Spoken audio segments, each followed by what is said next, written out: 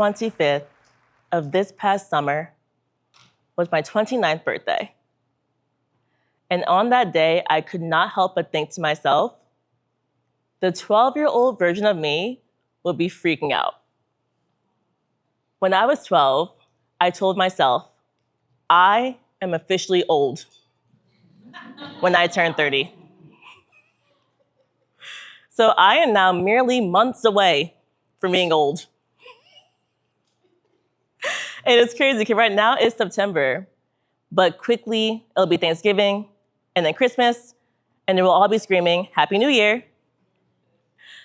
I don't know about you, but throughout my life, and especially as a child, I was always told, time just flies by. If you feel like time is speeding up, I want to challenge you today. Maybe time isn't moving too fast. Maybe you're not moving enough. As a personal trainer, I worked at Equinox for 4 years. There was one member I'll never forget. Her name was Sharon. And Sharon looked like she was an expert when it came to weightlifting. She was in her mid-50s. She always had a lot of energy, and she was very friendly. So one day I asked her, I said, Sharon, what got you into weightlifting?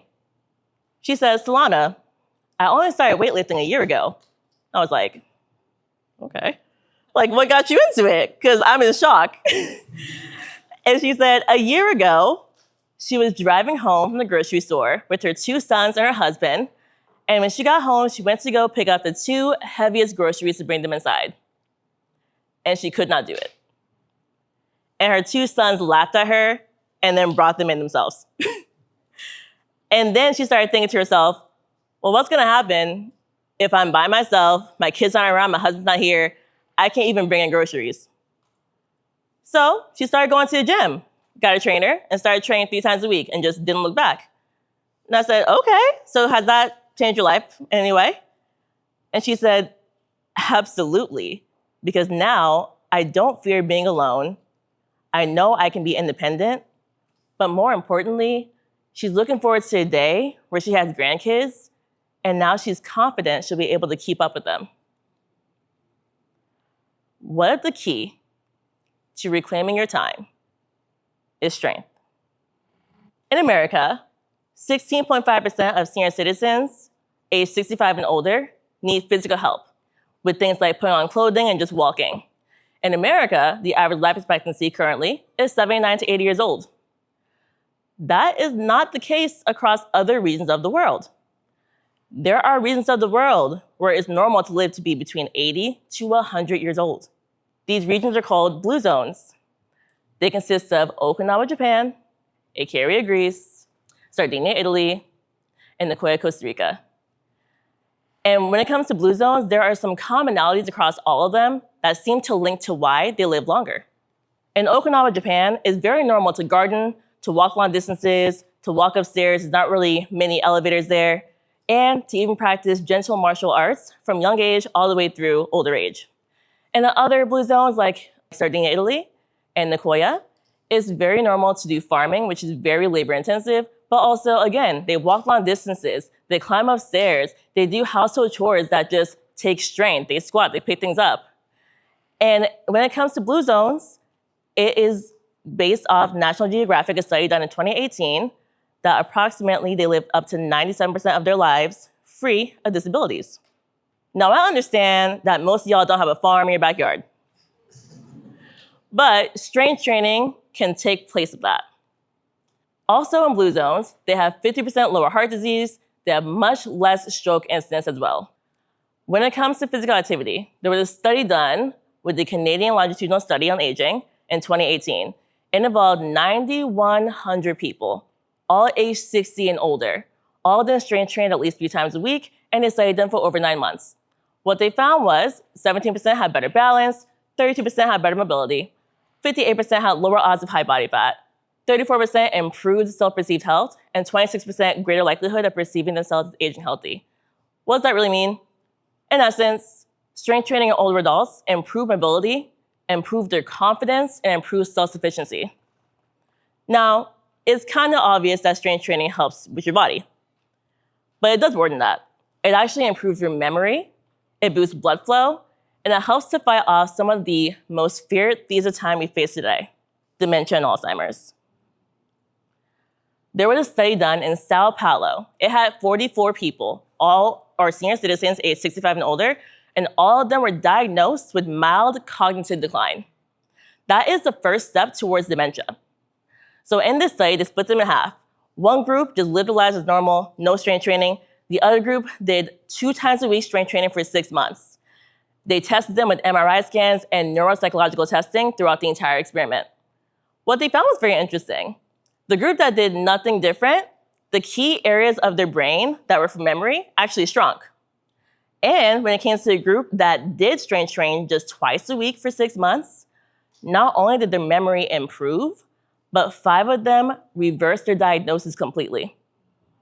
So from mild cognitive decline, on the way to Alzheimer's and dementia, back to normal. When your body is strong, your mind is strong. This is my grandma. And she actually passed away early in 2024. And she got to be 93 years old. And I know, right? I'm hoping I get to be as old as she is. But one thing about my grandma, I will always wonder if the last decade of her life could have been better. I think she was allergic to strength training. She refused to ever lift a weight. And when I would go visit my grandma, I used to love going out to dinner with her. I felt like I had access to a history book. Like, she was alive throughout the entire civil rights movement as an adult, and we got to talk about some hard things. Like, I remember her telling me about segregation and how she was literally not allowed to use the water fountains of other people.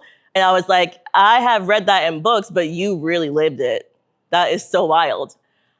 But in the last 10 years of her life, I would go visit her, and I could only see her at her house because it got really hard for her to walk. When she had a cane, then she had a walker, and then she was basically kind of just bedridden, just kind of sitting in the house. And the last 2 years were really tough for me because I used to make fun of my mom all the time and say, wow, grandma texts better than you do. But one day, my grandma just forgot how to text, and she just never texted me again. And I would call her, and she would seem confused to know who was talking to her on the phone. And then eventually, the conversations were very short because she would kind of forget everything I just said.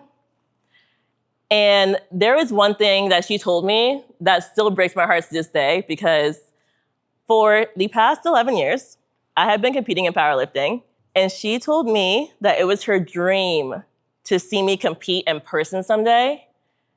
And I knew while she was here that that would never be a reality because it would take her getting on an airplane, and she was not strong enough to get on the airplane. One thing about my grandma that I'll always remember, when I was about 6 years old, she moved in with my family, with my mom and my dad, and I think she drove my mom crazy, but I loved it because she would chase me around the house and just have fun with me, and then she'd make us dinner afterwards. And when we're kids, time can almost feel like it's moving slower. And when we're kids, we are typically experiencing a lot of firsts.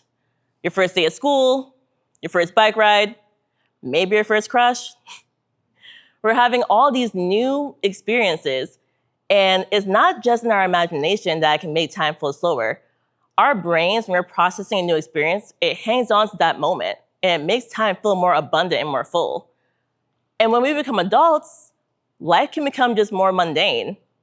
I mean, we drive the same route to work, and then we go home and scroll the same feeds, and then we maybe eat the same food every day.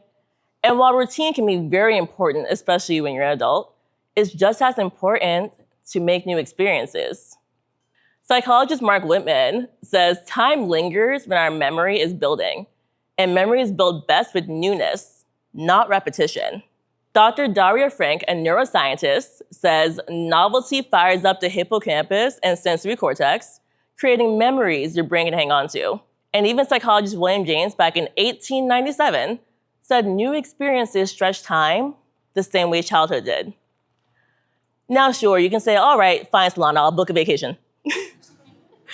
And while that is an option, a really easy way to make new experiences on a weekly basis can be strength training. I mean, it can be the first time you finally hit a personal best. You can try a different exercise, or you can finally nail that technique on the movement you've been working on for weeks. All of these are easy experiences to have just at your local gym, and your brain will hang on to these memories and it will make time feel longer and more abundant. People say that life is short, but the reality is we shorten it. We rush to the present, and then we neglect the body that carries us through time, and then we wonder why the years just seem to blur together. Strength training is the key to reclaiming your time. Not just so you live longer, but so you live with more power in every single moment. Because when you stay strong, you stay independent. And you don't lose time to recovery, to decline, or to just sitting around wishing you could do the things you used to be able to do. And it's more likely you can keep up with your kids or your grandkids or just your life. You don't have to be training for a powerlifting competition, but you do need to train for your future. Because one day, you'll want to climb the stairs with ease, live your grandkids, and make new experiences. And that day will not wait for you to find time. Thank you.